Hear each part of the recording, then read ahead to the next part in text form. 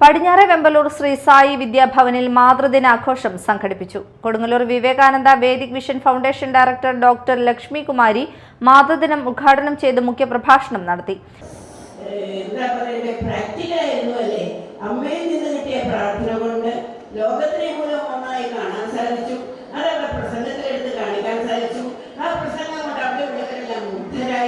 അവരെല്ലാവരും ഭാരതത്തിലേക്ക് വീണ്ടും തിരിഞ്ഞു നോക്കാൻ തുടങ്ങി. ഒന്ന് ആലോചിച്ച് നോക്കൂ, മാതൃത്വത്തിന്റെ മഹത്വം. നിങ്ങൾ എല്ലാവരും ഈ മാതൃത്വത്തിന്റെ മഹത്വത്തെ ഉൾക്കൊള്ളണം. ആ അദ്വൈത ചിന്തയിൽ കൂടി കുട്ടികളെ വളർത്തിക്കൊണ്ടുവരണം. കുട്ടികൾ തമ്മിലുള്ള ബന്ധത്തെ ദൃഢപ്പെടുത്തണം. കുടുംബത്തിന്റെ സ്വച്ഛതയെ ശക്തിപ്പെടുത്തണം.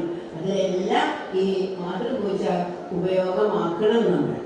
ചടങ്ങിൽ Baba Sai Educational Trust chairman Ambadi Balakrishnan അധ്യക്ഷത വഹിച്ചു.